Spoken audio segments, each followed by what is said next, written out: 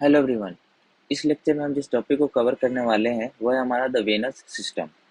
अगर आपने structure of arteries का वीडियो देखा होगा तो हमने उसमें देखा था कि जो हमारे बॉडी में जो वेसल्स प्रेजेंट है वो थ्री डिफरेंट टाइप्स के होते हैं, वो arteries, veins and the capillaries. तो हमने उस लेक्चर में आर्टरीज को डिटेल में देखा था। इस लेक्चर में हम द वेनस सिस्टम का डिटेल्ड स्टडी करने वाले हैं और हम इसमें वेन्स एंड वेन्यूल्स के हिस्टोलॉजिकल एस्पेक्ट को भी पढ़ेंगे। अगर हम वेनस सिस्टम के फंक्शंस की बात करें तो it take deoxygenated blood from capillaries and deliver it to heart, और फिर से from heart blood can be pump to lungs and it gets reoxygenated. अगर इसके क्लासिफिकेशन की बात करें तो on the basis of size, again ये भी चार डिफरेंट टाइप्स के होते हैं। पहला हमारा post capillary venules, second is the venules, third हमारा वेन्स होता है, और एक चौथा जो इंडिपेंडेंट कंपोनेंट है वो हमारा वेने कॉमिटेंट्स। इसका जो साइज ऑर्डर है वो हमारे वेन्स तक ही है, means the post capillary venules are the smallest one, क्योंकि कैपिलरीज के बाद हमारा पोस्ट कैपिलरी वेन्यूल्स फॉर्म करते हैं। ये कंबाइंड होकर वेन्यूल्स फॉर्म करेंगे और उससे बड़ा हमारा होता है वेन्स। तो veins are the largest structure of venous system. और जो हमारा वेने कॉमिटेंट्स है ये एक इंडिपेंडेंट स्ट्रक्चर है जो कि आपको पता होना चाहिए। अब बात करते हैं हम पोस्ट कैपिलरी वेन्यूल्स की। तो यह हमारे कैपिलरीज से ब्लड रिसीव करते हैं और वेन्यूल्स में ड्रेन करते हैं, तो यह एक मीडिएटर है उन दोनों के बीच।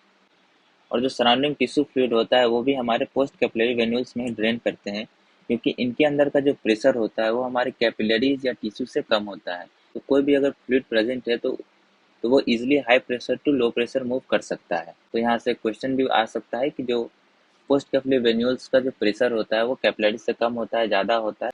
तो अगर वो वेन्स है तो ऑब्वियसली उनमें कैपिलरीज से प्रेशर कम होगा, क्योंकि कैपिलरीज उनमें ब्लड ड्रेन करते हैं। और ब्लड ड्रेन कब होगा, और जो ब्लड का ड्रेनिंग होता है वो हमारा हाई प्रेशर जोन से लो प्रेशर जोन में इजीली होता है। अगर इसके स्ट्रक्चर की बात करें तो इसका जो इंडोथेलियल लाइनिंग होता है वो स्मूथ मसल्स के लेयर से एसोसिएटेड होता है, जिसे एक टर्म दे दिया गया है, उसे बोलते हैं पेरीसाइट्स।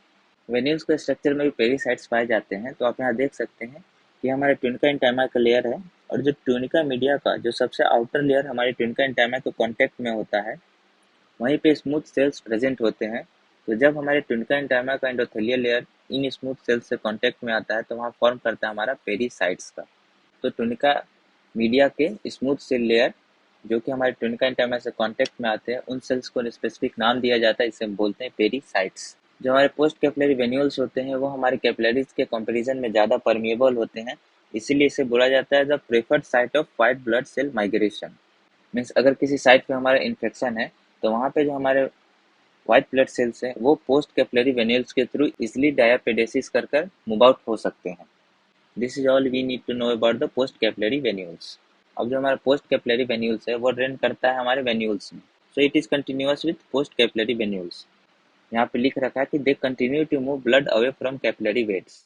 अब जैसा कि हमारा क्या है, कैपिलरी वेड है, तो कैपिलरी वेड से जो अटैच्ड होगा हमारा वेनस स्ट्रक्चर वो क्या होगा हमारा, वो होगा हमारा पोस्ट कैपिलरी वेन्यूल्स। वो कंबाइन होकर हमारा वेन्यूल्स बनाते हैं, और वेन्यूल्स फर्दर अटैच्ड होकर वेन्स का फॉर्मेशन करते हैं।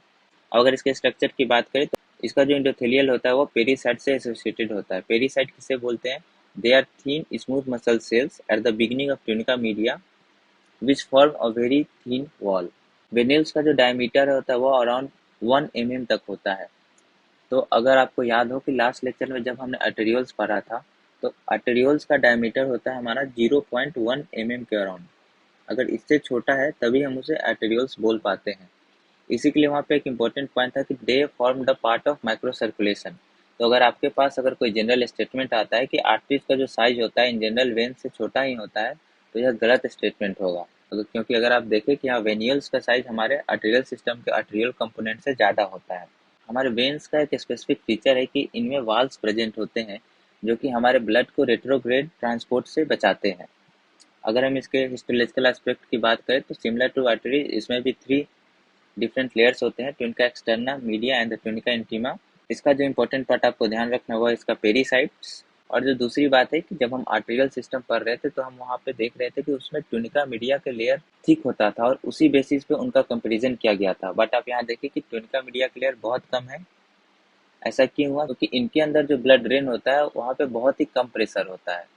और अगेन जैसा कि ये ट्विनका एक्सटर्ना है तो इसमें हमारा वैसा वेसोरम भी प्रेजेंट होगा। So this is all you need to know about the venules. अब हम बात करेंगे वेन्स की। तो वेन्स, तो various venules unite to form a when.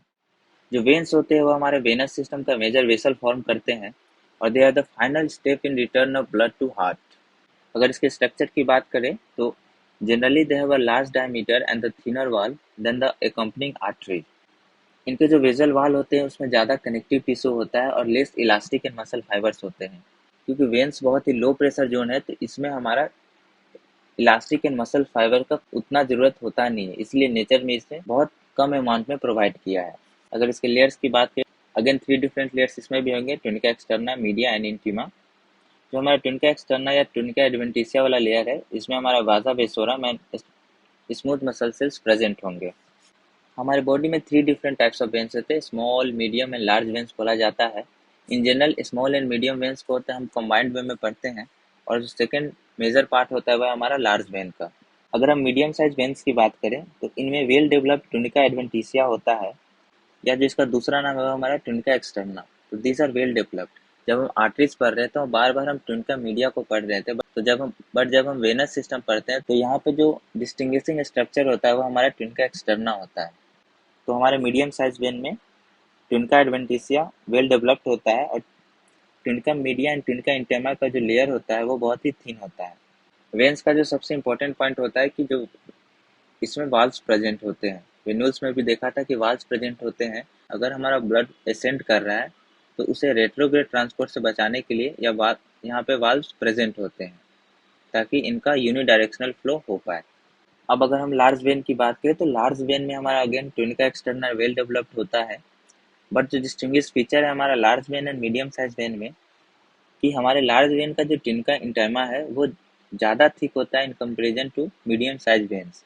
और जब हम हिस्टोलॉजी की स्लाइड में अगर हम tunica externa and tunica intima को कंपेयर करेंगे तो ट्यूनिका इंटेमा हमारा ट्यूनिका मीडिया से ज़्यादा थिक रिजेंबल होता है।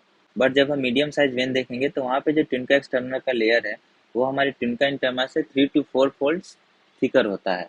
लार्ज वेन का जो डायमीटर होता है it is greater than 10 millimetre. तो ये एक इम्पोर्टेंट पॉइंट है जिसे आपको ध्यान रखना है। और इनका जो ट्यूनिका मीडिया होता है थिकर होता है, इसमें स्मूथ मसल सेल्स पाए जाते हैं हमारे ट्यूनिका एडवेंटिशिया में, और जो ट्यूनिका मीडिया होता है इसमें सर्कुलर स्मूथ मसल्स पाए जाते हैं। और यह सबसे इजीली लोकेट कर पाते हैं जब हम सुपरफिशियल वेन ऑफ लेग का क्रॉस सेक्शन लें, तो उनमें हम ट्यूनिका मीडिया में सर्कुलर स्मूथ मसल्स इजीली देख पाते हैं। अब हम एक स्पेसिफिक टर्म पढ़ते हैं जो है हमारा वेना कॉमिटेंस। यह आपसे वाइवा में डायरेक्टली पूछा भी जा सकता है। इसमें क्या होता है कि जो हमारे डीप पेयर्ड वेन्स होते हैं उनके अराउंड आर्टरीज रैप्ड होते हैं, या आर्टरीज के अराउंड हमारे डीप पेयर्ड वेन्स रैप्ड होते हैं। मीन्स वो दोनों एक ही सीथ यानी कि एक ही कवरिंग में लोकेटेड होते हैं, इंटेंगल्ड या रैप्ड अराउंड आप बोल सकते हैं। तो इसमें क्या होता है, जो हमारे आर्टरीज में पल्सेशन होते हैं वो उस वेन के वेनस रिटर्न को कम्प्लीमेंट करते हैं। मीन्स उसके पल्सेशन के द्वारा उसमें वेनस रिटर्न क्या होता है, बढ़ जाता है। So this is all we need to know about the venous system. So that's all. Keep learning. Thank you.